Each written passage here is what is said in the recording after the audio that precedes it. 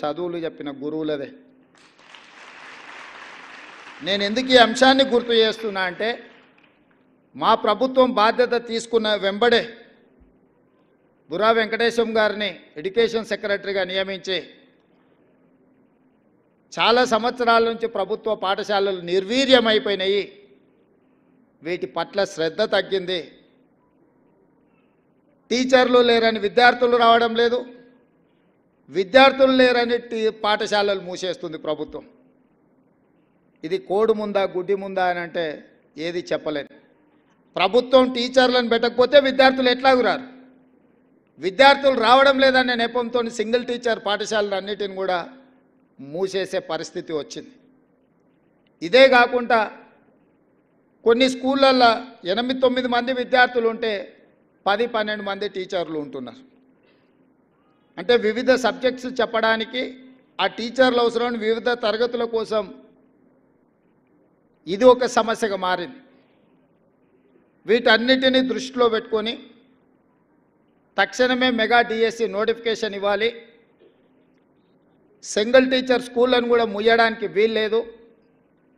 తండాలలో, గూడాలలో, మారుమూల ప్రాంతాలలో ప్రభుత్వ పాఠశాలలను నిర్వహించడం ద్వారా పేదలకు, దళితులకు, గిరిజనులకు విద్యను అందుబాటులోకి తీసుకురావాలి. వాళ్ళ తల్లిదండ్రులకు, వాళ్ళ కుటుంబాలకు ఆర్థిక భారం ఉండకూడదు. వాళ్ళ ప్రాంతాలను వదిలి ఇతర ప్రాంతానికి వెళ్ళి పిల్లల్ని చదివించాలి అని అంటే తల్లినో తండ్రినో రోజంతా కూలికి వెళ్ళకుండా వ్యవసాయం పనులు మానుకొని వాళ్ళు వెళ్ళాల్సిన పరిస్థితి. ఇది ఒక పెద్ద సామాజిక సమస్య. ఆర్థికంగా చూస్తే ఒక టీచర్కి 50,000, 60,000, 70,000 జీతం ఇవ్వడం, ఆ పాఠశాల నిర్వహణకు అత్యధికంగా ఖర్చు అవ్వడం, ఆ పాఠశాలలో 6-7 మంది విద్యార్థులు ఉంటే ఇప్పుడే మా అధికారి చెప్తున్నారు ఒక విద్యార్థి మీద 80,000 రూపాయలు మనం ఖర్చు పెడుతున్నామని యావరేజ్గా. ఈ 80,000 రూపాయలు ఎక్కడ ఖర్చు అవుతుంది?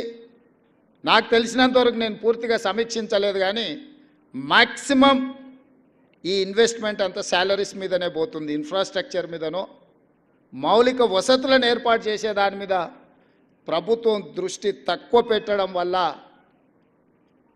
ఇది ఒక గందరగోళమైన పరిస్థితికి దారి తీసింది. అందుకే మా ప్రభుత్వం మెగా డిఎస్సి నోటిఫికేషన్ ద్వారా 11,000 పైచిలకు ఖాళీలుగా ఉన్న టీచర్ల నియామకాలు చేపట్టడం ద్వారా పేదలకు, గూడాలలో, తండాలలో కూడా విద్యను అందుబాటులోకి తీసుకురావాలన్న సంకల్పంతో వచ్చినెంబడే మేము నోటిఫికేషన్ ఇచ్చినాం. అదేవిధంగా ప్రభుత్వ పాఠశాలలు శిథిలావస్థకు చేరుకున్న వాటిని అన్నిటిని కూడా పునర్నిర్మించాలి, మౌలిక వసతులు కల్పించాలి అని దాదాపుగా 2,000 కోట్ల రూపాయల నిధులతోని పనులను ప్రారంభించినాం.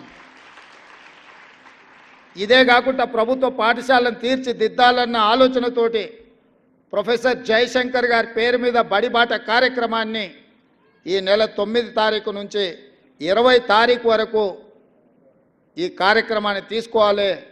గ్రామాలలో ఇల్లు తిరగాలి, తల్లిదండ్రులకు వివరించాలి, ఆ పిల్లల్ని ప్రభుత్వ పాఠశాలల్లో చేర్పించండి. ఆ పేదలకు, ఆ తల్లిదండ్రులకు చెప్పండి, మీ పిల్లలు చేరకపోతే మీ ఊరిలో పాఠశాల తొందరలో బంద్ కాబోతుంది. మీ ఊరిలో పాఠశాల బంద్ అవుతే భవిష్యత్ తరాల పిల్లలు విద్యకు దూరం అవుతారు. పేదలు ఎప్పుడైతే విద్యకు దూరం అవుతారో ఆర్థికంగా వాళ్ళు చితికిపోతారు. ఇంతకుముందు రవీందర్ గారు చెప్పినట్టుగా విద్య ఒక్కటే మనల్ని అభివృద్ధి పదం వైపు నడిపిస్తుంది అని నేను బలంగా నమ్ముతాను, విశ్వసిస్తాను. అందుకే ప్రొఫెసర్ జయశంకర్ బడిబాట కార్యక్రమాన్ని ఈరోజు